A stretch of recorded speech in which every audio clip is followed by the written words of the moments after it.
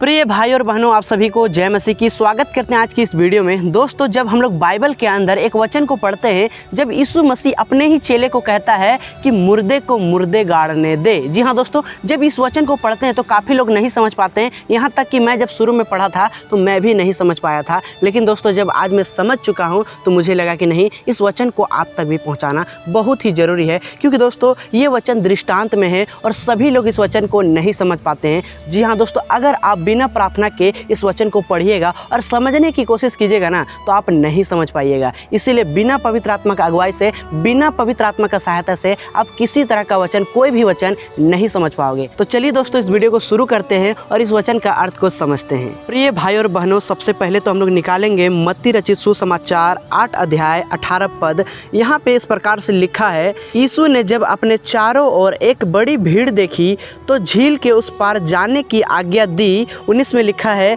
तब एक शास्त्री ने पास आकर उससे कहा, हे गुरु, जहाँ कहीं तू जाएगा मैं तेरे पीछे हो लूँगा। 20 में लिखा है, यीशु ने उससे कहा, लोमड़ियों के भट्ट और आकाश के पक्षियों के बसेरे होते हैं, परंतु मनुष्य के पुत्र के लिए सिर धरने की भी जगह नहीं है। 21 में पढ़ेंगे, और एक चेले ने उससे कहा, हे प्रभु, मुझे पहले जाने दे कि मैं अपने पिता को गाड़ दूँ।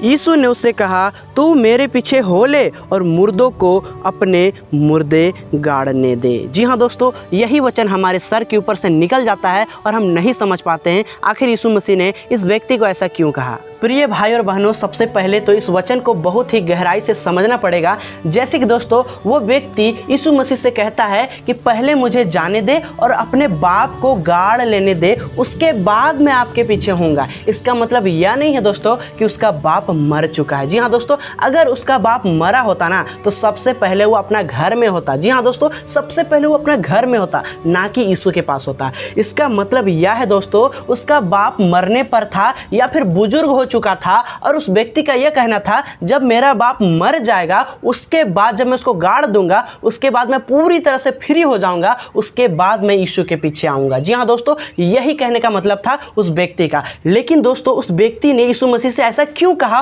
और यीशु मसीह ने उसे ऐसा क्यों कहा कि मुर्दों को मुर्दे गाड़ने दे? सबसे पहली बात, उस व्यक्ति का मन में यह आया होगा, जब मेरा बाप मर जाएगा उसका जायदाद मैं अपने नाम कर लूंगा, उसका जितना भी प्रॉपर्टी है, जितना भी संपत्ति है, सब मेरे नाम हो जाएगा, उसके बाद मैं यीशु के पीछे आऊंगा। मैं ऐसा क्यों कर रहा हूं? क्योंकि दोस्तों जब वो फरीसी यीशु मसीह से कहता है कि मैं तेरे पीछे आने के लिए तैयार हूं, तू जहां जाएगा मैं वहां जाऊंगा, तो यीशु मसीह कहता है कि चिड़िया का घर है, जानवरों का घर है, परंतु मेरा कोई ठिकाना नहीं है, मेरा कोई घर नहीं है, मैं कहां सोता हूं, कहां रहता हूं, इसका कोई ठिकाना नहीं है। लेकिन दोस्तों, उस व्यक्ति ने, जो दूसरा चेला था, वो सुनता है और कहता है, अरे इसके साथ जाऊंगा तो मुझे अभी ऐशो आराम की जिंदगी नहीं मिलेगी, मुझे तो दुख उठाना पड़ेगा, लेकिन मेरे बाप के पास तो इतना संपत्ति है, धन है, पहले मैं अपने बाप के संपत्ति को अपने नाम कर लूं, उसके बाद देखा जाएगा कि मैं प्रभु यीशु मसीह के साथ चलूंगा या फिर नहीं चलूंगा। सीधी सी बात यह है दोस्तों कि उस व्यक्ति ने, जो दूसरा चेला था, फरीसी नहीं परंतु दूसरा जो चेला था, वो बहाना करके कहा कि मैं पहले अपने बाप को गाड़ लूं,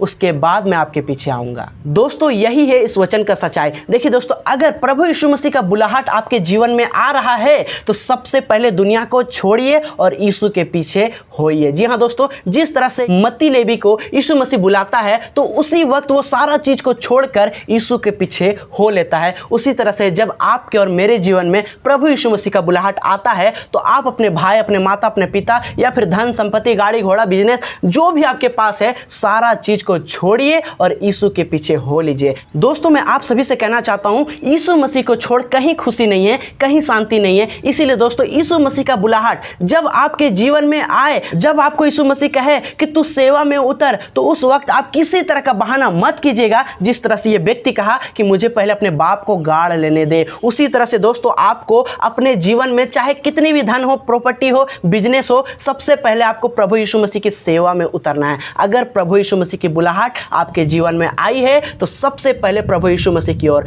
आगे बढ़िए। जी हाँ दोस्तों, जिस तरह से वो मत्ती चुंगी लेने वाला बढ़ा, यीशु की आवाज़ों को सुनकर वो जानता था असली जीवन तो यीशु मसीह के पास है। इसीलिए दोस्तों वो सब कुछ छोड़कर यीशु के पीछे हो लिया। जिस तरह से मत्ती लेवी यीशु मसीह के पीछे हो लिया, उसी तरह से आपको और हमको जब यीशु की बुलाहट आती है तो हमें सारा चीज को छोड़कर प्रभु यीशु मसीह के पीछे हो लेना है। दोस्तों अब कुछ लोग कहेंगे क्या हम जो नौकरी करते हैं उस नौकरी को छोड़ दें, और बहुत लोग कहेंगे जो हम बिजनेस करते हैं क्या उस बिजनेस को हम बंद कर दें। दोस्तों वचन का ये मतलब नहीं है कि आप जो बिजनेस कर रहे हो, नौकरी कर रहे हो, उसको छोड़ दीजिए, उसको बंद कर दीजिए। इसका मतलब यह है दोस्तों, सबसे पहला जो स्थान है वो प्रभु यीशु मसीह को दीजिए, उसके बाद अपना भाई, अपना बहन, अपना नौकरी, अपना बिजनेस, अपना घर, अपना दौलत। जी हाँ दोस्तों, सबसे पहला जो स्थान है वो प्रभु यीशु मसीह के लिए होना चाहिए, उसके बाद आपका घर, आपका परिवार, आपका बिजनेस। उम्मीद करता हूँ दोस्तों आज का वचन से आपने बहुत कुछ सीखा होगा, बहुत कुछ समझा होगा। इस वीडियो के द्वारा, इस वचन के द्वारा प्रभु आप सभी को आशीष दे। आमीन।